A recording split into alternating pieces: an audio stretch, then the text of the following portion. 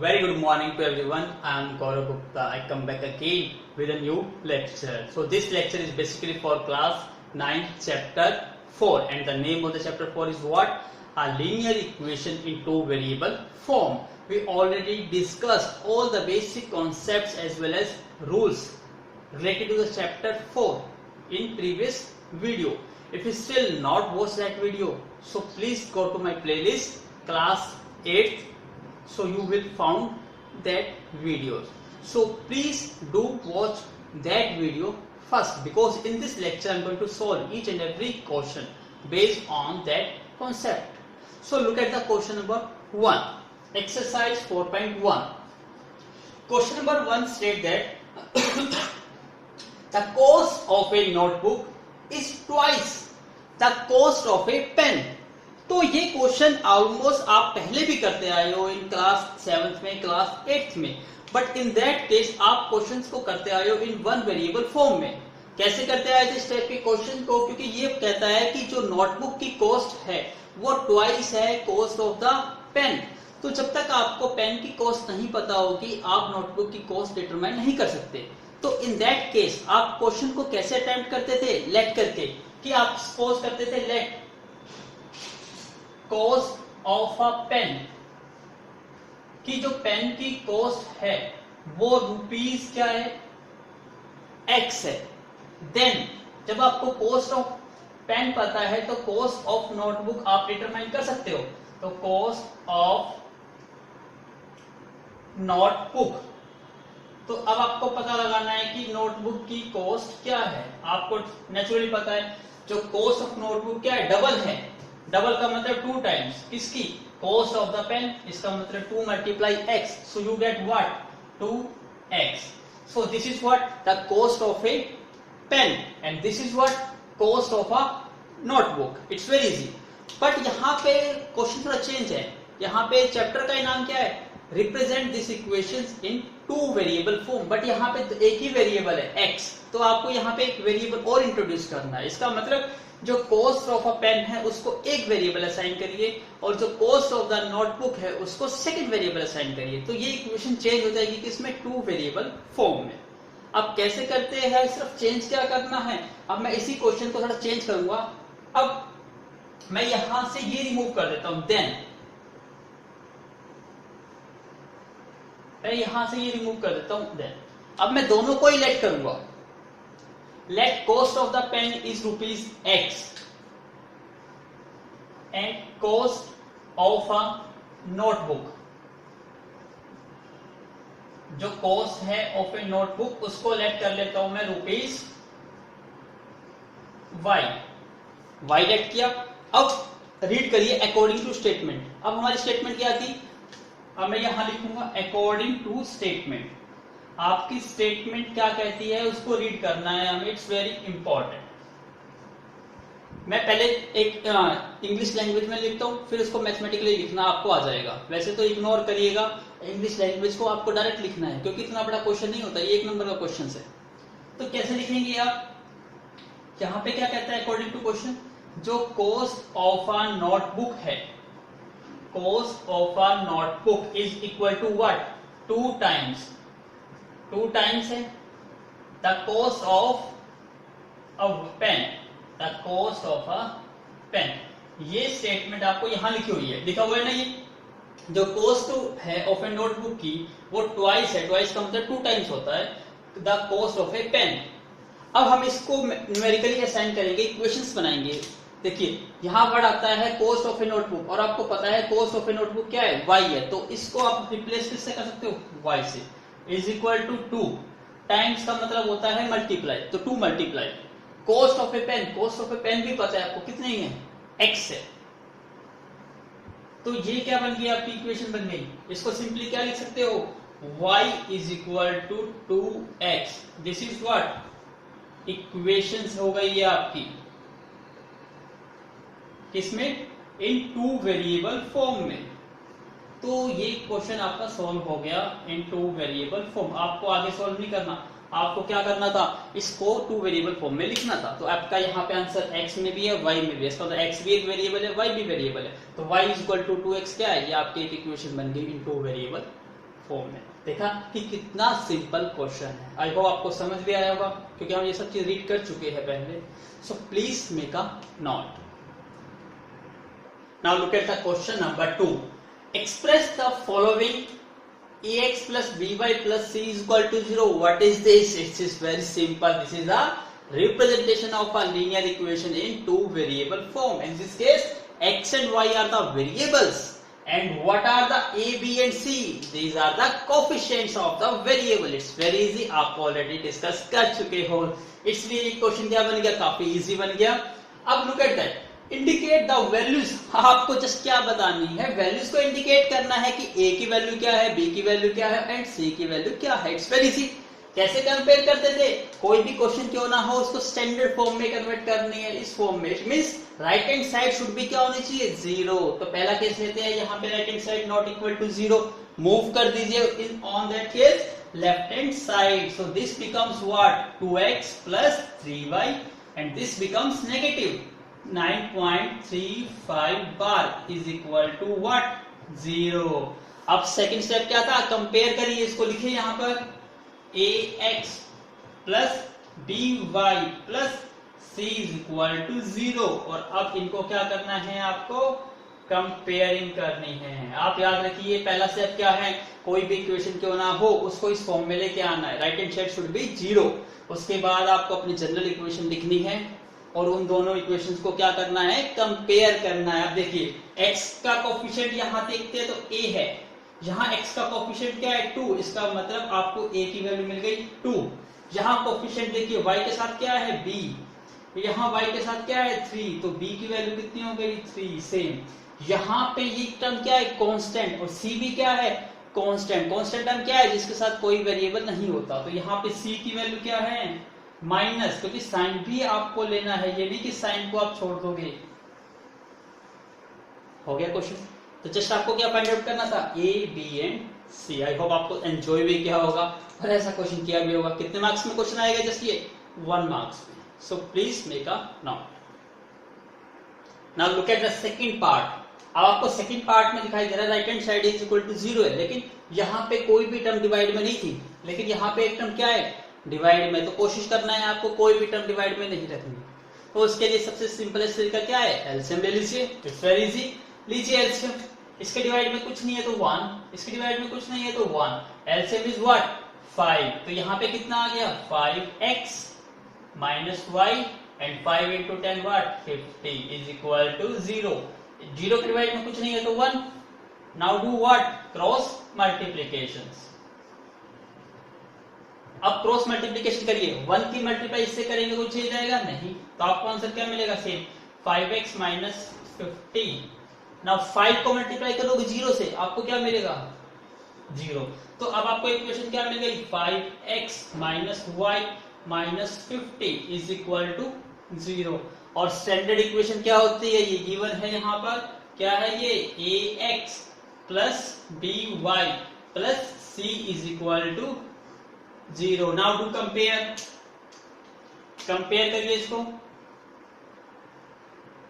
x के coefficient यहाँ पर a है, यहाँ पे x के साथ क्या है 5, तो a की वैल्यू हो गई 5। यहाँ y का कोफिशिएंट इज b, यहाँ y के साथ कुछ भी नहीं है तो 1, और साइन क्या है नेगेटिव, तो b की वैल्यू क्या हो गई -1 and constant term is obviously what, -50। तो आपका आंसर आ गया a is equal to 5, b is equal to -1 and c is what, -15। It's very easy. So please make a note.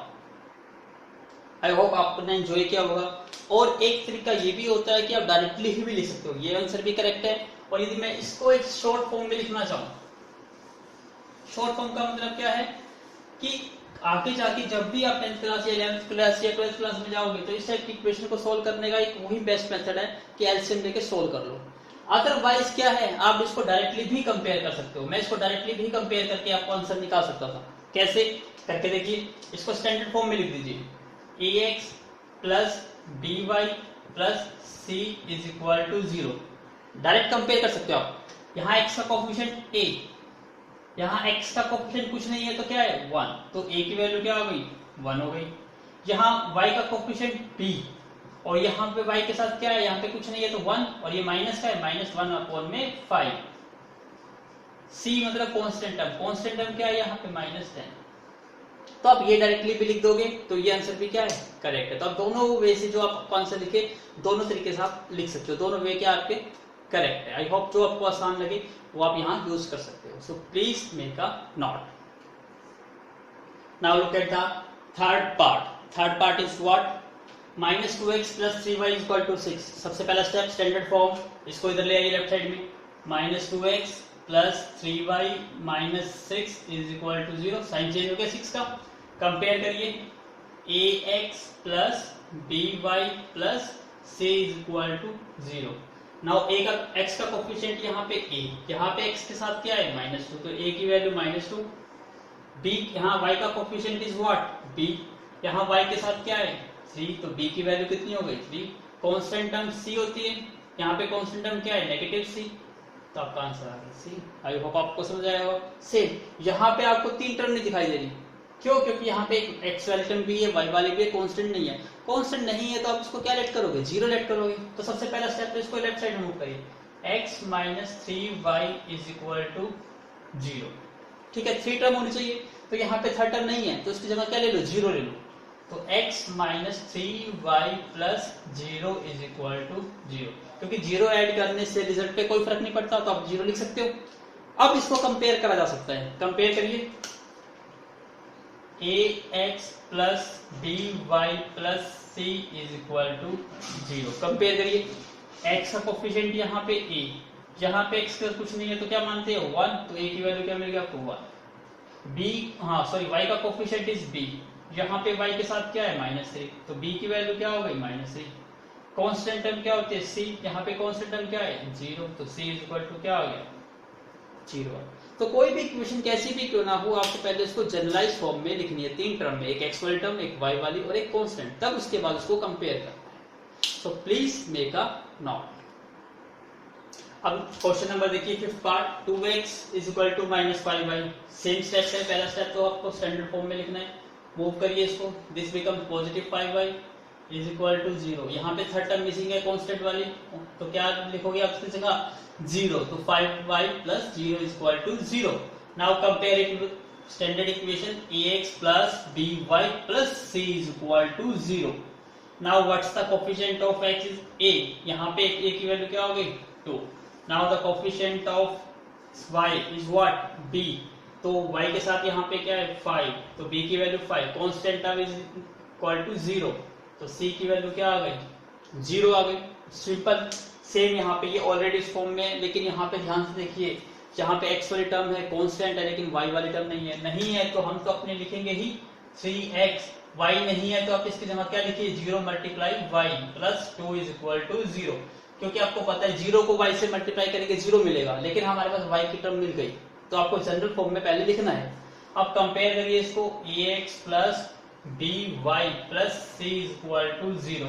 Compare करिए, x का coefficient is a, यहाँ पे x का coefficient is 3, तो a = 3। y का coefficient is b, यहाँ y का coefficient क्या है 0, तो b की वैल्यू क्या हो गई 0। And c is what constant term, and constant term is here 2, तो आपका आंसर आ गया a = 3, b = 0 and c = 2। That is your answer. So please make a note. Now look at the question number 7th part, y - 2। In this case क्या है, x की term missing है, x की term missing है तो standard form में लिखिए इसको 0 × x, क्योंकि 0 को x से मल्टीप्लाई करने 0 मिलेगा, प्लस में y माइनस में 2 = 0। अब कंपेयर करिए स्टैंडर्ड इक्वेशन से, ax + by + c = 0। Now what's the coefficient of x is a, यहाँ पे कोफिशिएंट क्या है 0, तो a की value is 0। Coefficient of y is what b, यहाँ पे y के साथ कुछ नहीं है तो इसका मतलब 1, तो b = क्या हो गया 1, and the constant term c is what -2, तो आपका आंसर ये आ गया। Same here, you have to move this 5 on the right hand side, so क्या बन गया ये 0 = 2x - 5। It's very easy. कैसे करना है, यहाँ पे y की टर्म मिसिंग है, तो चाहे इसको आप रेसिप्रोकल कर दो, उससे कोई फर्क नहीं पड़ता है, तो इसको ऐसे भी लिख सकते हो 2x - 5 = 0, क्योंकि ये लेफ्ट से ही राइट है, दोनों को आप आपस में इंटरचेंज कर सकते हैं। लिखे स्टैंडर्ड फॉर्म में, यहाँ पे y की टर्म मिसिंग है तो क्या लिखेंगे 0 multiply y minus 5 is equal to 0। Compare करिए इसको, ax plus by plus c is equal to 0। Now what's the coefficient of x is a, यहाँ पे a की वैल्यू क्या हो गई 2, कोफिशिएंट ऑफ y b, यहाँ पे coefficient 0 and constant term c is again -5, तो आपको c की वैल्यू -5 मिल गई। आई होप आपने एंजॉय किया होगा। सो प्लीज मेक अ नोट। क्या देखिए, थोड़ा बहुत आंसर में चेंजेस भी मिल सकता है। आंसर में चेंजेस का मतलब कुछ और नहीं होता, आपको एक आंसर ये भी मिल सकता है और इसको अनदर वे से भी कर सकते थे। यदि आप इसको इधर मूव कर देते तो ये क्या बन जाता 5 minus 2x is equal to 0। अभी हम 5 को इधर लेके, आपकी मर्जी है, दोनों आंसर करेक्ट है। तो यदि आप इसको इधर मूव करेंगे तो ये बन जाएगा, इसके अकॉर्डिंग सबसे पहले x की टर्म लिखोगे -2x plus 5 is equal to 0। Again the coefficient of y missing है तो क्या लिखा आपने 0 into y plus 5 is equal to 0। इसको कंपेयर करेंगे ax plus by plus c is equal to 0। यहां से कंपेयर करते हो तो x का कोफिशिएंट यहाँ a और यहाँ पे x का कोफिशिएंट -2, तो a की वैल्यू क्या मिल गई आपको -2। y का कोफिशिएंट क्या है b, यहाँ पे b वैल्यू क्या है 0 and c is what, c is 5। अब देखिए चेंजेस क्या है, इन दोनों के साइन चेंज हो गए बस। तो जब आप किसी इक्वेशन में से नेगेटिव कॉमन ले लेते हो तो दोनों के साइन क्या हो जाते हैं, चेंज हो जाते हैं। तो आपका ये आंसर भी करेक्ट है और ये आंसर भी करेक्ट है, तो दोनों में से जो आपका मन करे आप कर सकते हो। So please make a note. Now I am going to start exercise 4.2। आपके देखिए कितनी स्मॉल एक्सरसाइज थी, बिल्कुल शॉर्ट थी, सिर्फ ओनली 2 ही क्वेश्चन थे। अब हम अपने एक्सरसाइज 4.2 स्टार्ट करने जा रहे हैं। ऑलरेडी हम डिस्कस कर चुके हैं, तो देखिए कितनी सिंपल बनेगी exercise. Question number first, which of the following statement is true. आपको 3 ऑप्शन दिए हुए हैं और आपको बताना है कि कौन सा ऑप्शन इज ट्रू है और किसके रिगार्डिंग ट्रू है। मैं आपको स्टेटमेंट लिखवा देता हूं,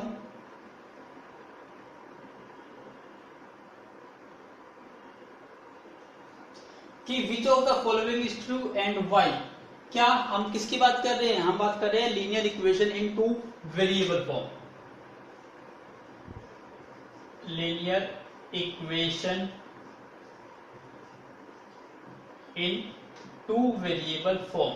तो आपको ये पता ही है, पहले तो मैं आपको पूछना चाहूंगा कि आपको इसका आंसर पता है या नहीं पता। आपको आंसर है यस सर, बिल्कुल इजी पता है।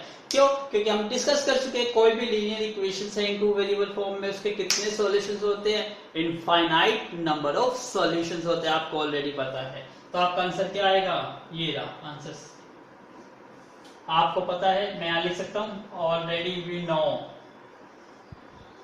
क्या जानते हैं, already we know that a linear equation in 2 variable form has two variable form has what, infinite number of solutions। आपको ये पहले से ही पता है, हम डिस्कस कर चुके हैं कि कितने सॉल्यूशंस आते हैं। लेकिन इसने ये क्या दिया कि ट्रू है और वाई, इसका मतलब रीजन भी देना है आपको। मैंने रीजन तो लिखा, अब थोड़ा इसका एग्जांपल भी आपको समझा देता हूं। यहाँ पे मैं एक एग्जांपल लेने जा रहा हूं, so please make a note first. Now look at the board, example लेता हूं, x plus y is equal to 20। आप ध्यान से देखिए ये कौन सी फॉर्म है, देखिए मैं इसको स्टैंडर्ड इस फॉर्म में लिख देता हूँ, x प्लस वाई, सॉरी इसको ऐसे लिखता हूँ, -20 इज इक्वल टू 0। ये कौन सी फॉर्म है, linear equation in 2 variable form में है, क्योंकि यहाँ ax plus by plus c तीनों टर्म है। अब आपसे पूछा कि इनफाइनाइट सॉल्यूशन कैसे था, तो आपको स्टेप बताया था। स्टेप पहला क्या था कि आप इक्वेशन को सोल्व करके किसकी वैल्यू निकाल लो, y की वैल्यू। तो मैं इसको सोल्व करने जा रहा हूँ, y की वैल्यू ऑब्टेन करूंगा।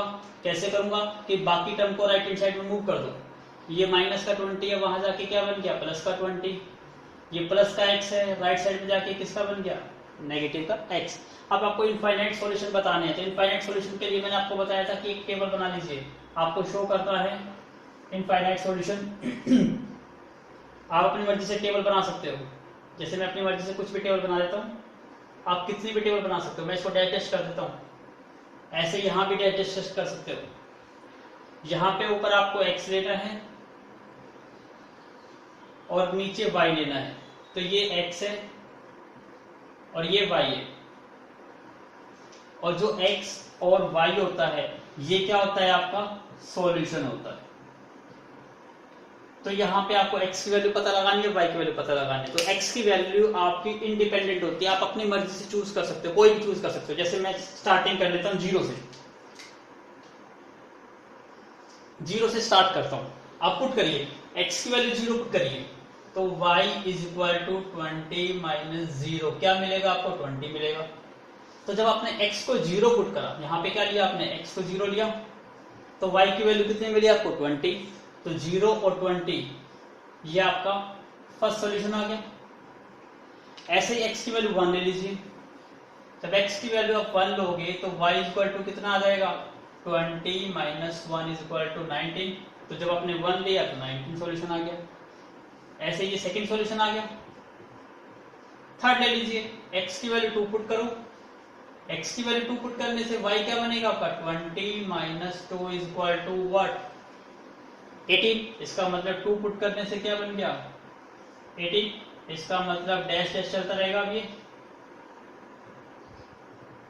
ऐसे कितना मर्जी पुट करिए, 3 4 5 6, कितना मर्जी, इनफाइनाइट नंबर्स। ऐसे जरूरी नहीं है पॉजिटिव, आप नेगेटिव में पुट कर सकते हो। जैसे मैं नेगेटिव ले लेता हूँ, -1, अब पुट करिए।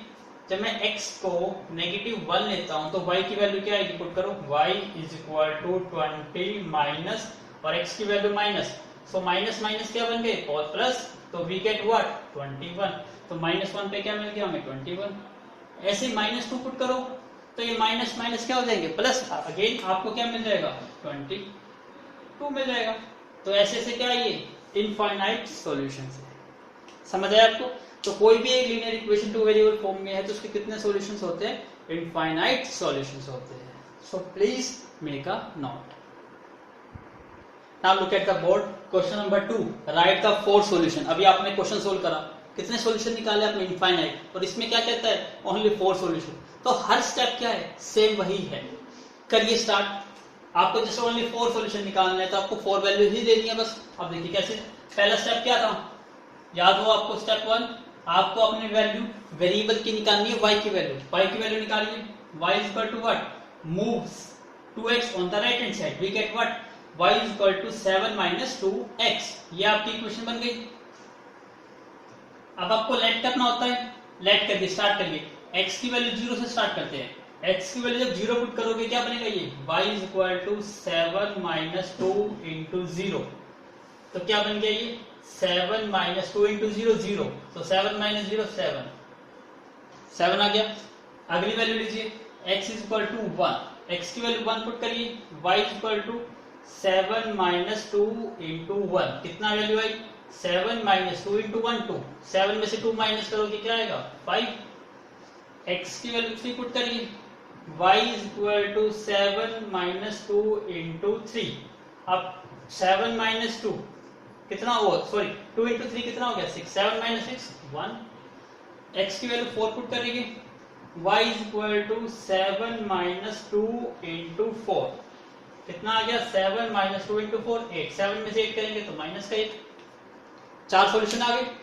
अब इसको आंसर लिखने का अच्छा तरीका क्या है, उसको टेबल की फॉर्म में लिखो, बहुत अच्छी रिप्रेजेंटेशन होती है। x और ये y, 4 सॉल्यूशन लिखने हैं, 4 टेबल बना लीजिए। पहली सॉल्यूशन है x की वैल्यू 0 थी तो y की वैल्यू कितनी मिली, 7। सेकंड सॉल्यूशन था x की वैल्यू 1 पुट करी तो y की वैल्यू कितनी मिली, 5। x की वैल्यू 3 पुट करी आपने, y की वैल्यू कितनी मिली आपको, 1। x की वैल्यू 4 पुट करी आपने तो y की वैल्यू कितनी मिली आपको, -1। तो ये क्या आ गए आपके 4 सॉल्यूशन आ गए। तो जब क्वेश्चन में आपसे कितने भी सॉल्यूशन क्यों ना कहे, आप ऐसे करके कितने मर्जी सॉल्यूशन निकाल सकते हो। आई होप आपने एंजॉय किया होगा इस क्वेश्चन का। So please make a note. Now look at the board. अब इक्वेशन है pi into x plus y is equal to 9।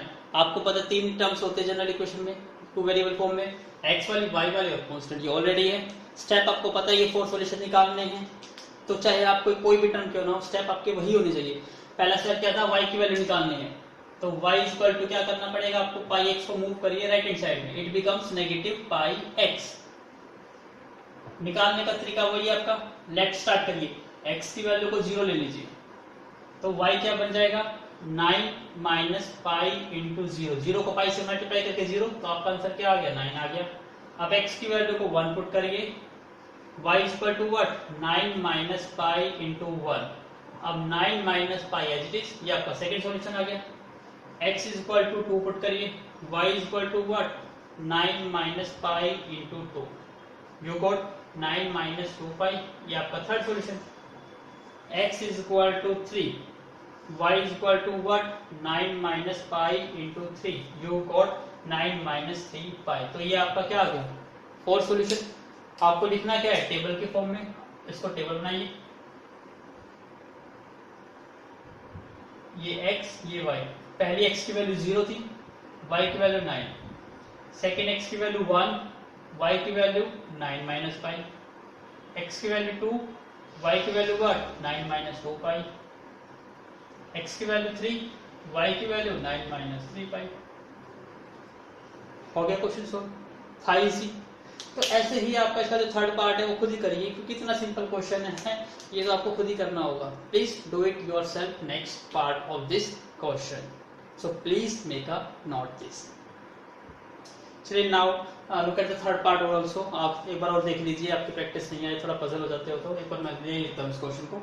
x is equal to 4y, आपका स्टेप वही है, आप सिंपल सा स्टेप, चलिए आप क्वेश्चन को क्या कितना सॉल्यूशन निकाल सकते हो, y की वैल्यू निकालनी है तो 4 को कहाँ मूव करना होगा, डिवाइड में, तो y इज इक्वल टू क्या बन गया आपका x बाई 4, आप इसको चाहे ऐसे लिखो, उल्टी साइड कर सकते हो, y is equal to what x by, sorry यहाँ पे क्या आएगा 4।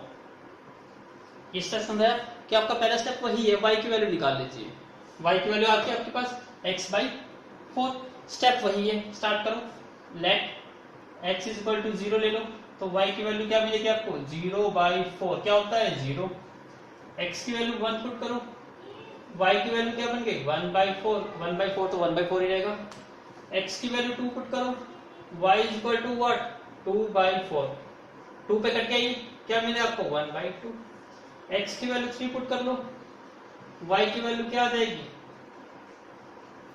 3 बाई 4, तो आपका सॉल्यूशन का आंसर कितना आ गया,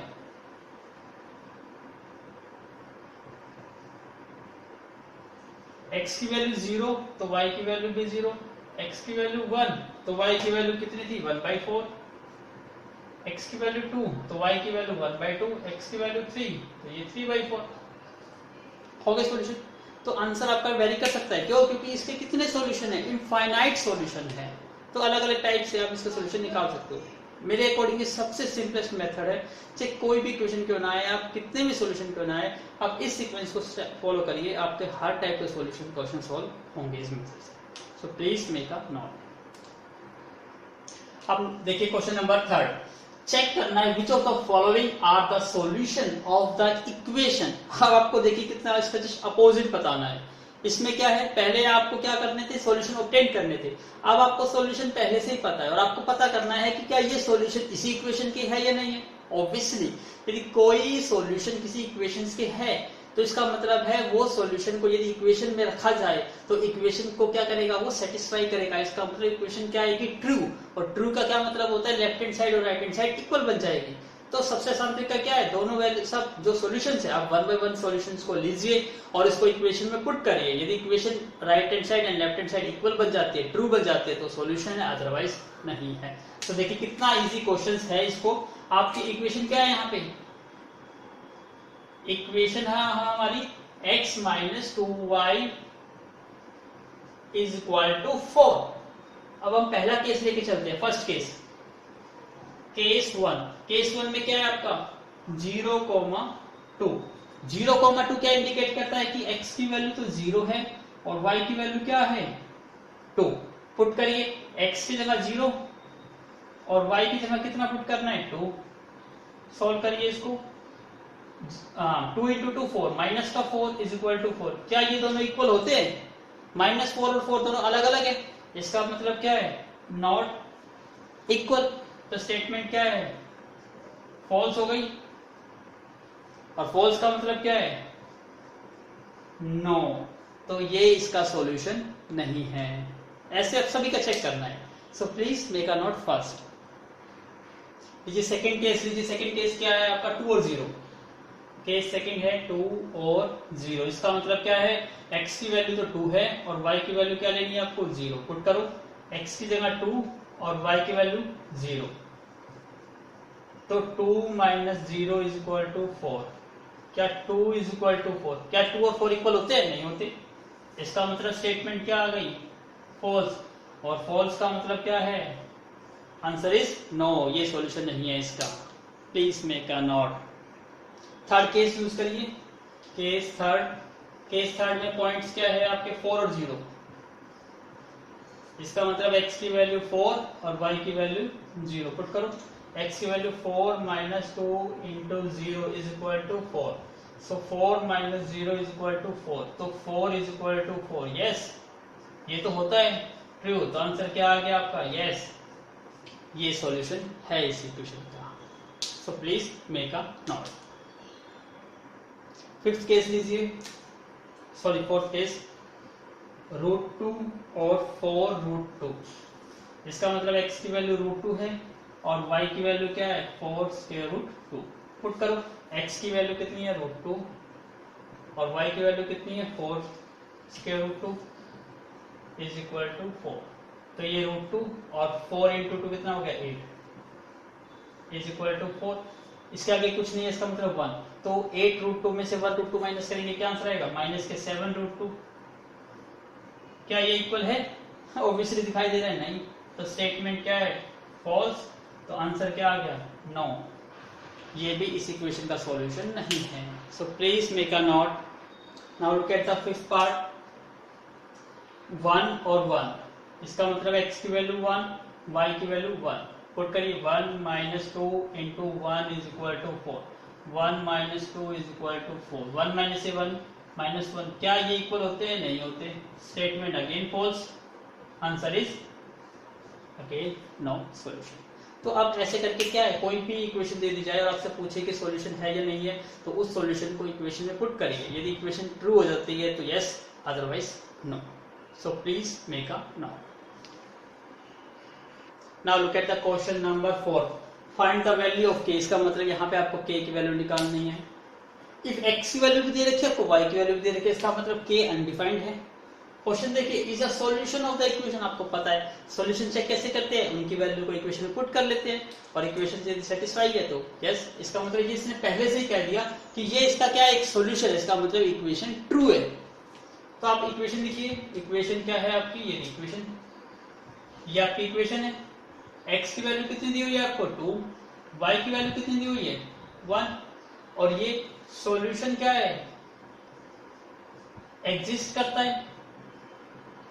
इसका मतलब क्या है, आपकी LHS और RHS क्या है, इक्वल है। लेफ्ट हैंड साइड और राइट हैंड साइड इक्वल है। तो पुट करिए, x की वैल्यू कितनी पुट करनी है आपको, 2। तो 2 इंटू 2 प्लस 3 इंटू y की वैल्यू कितनी है, 1 है, is equal to k। 2 into 2 4, 3 into 1 3 is equal to k। तो 7 इज इक्वल टू k। तो आपका आंसर क्या आ गया, 7 आ गया, क्योंकि स्टेटमेंट क्या है, पहले से ही ट्रू है। तो आंसर यही काउंट होएगा आपका। तो x की वैल्यू क्या आ गई, 7। तो कितना इजी क्वेश्चन था। So please make a note. So we did complete our exercise 4.1 and 4.2। It's very very short. तो आई होप आपको इस वीडियो अच्छी लगी होगी, आपने दोनों एक्सरसाइज अच्छी तरह समझी होगी, कोई ऐसा क्वेश्चन नहीं है जो आपका डाउट रहे। तो आप इसको अपनी फेयर नोटबुक में नोट करिए विद एग्जाम्पल, जैसे मैंने आपको समझाया है। और यदि आपको रियली में आपको लगता है कि ये वीडियो आपके लिए हेल्पफुल है और आपको अच्छी लगी, तो इस चैनल को आप please do like, subscribe and share as जितना आप कर सकते हो। तो मैं आपको स्टार्टिंग में नहीं कहता हूँ, ओनली एंड तक मैं कहता हूँ। क्यों, क्योंकि टाइम इज प्रीशियस, आपको टाइम को सेव करना है।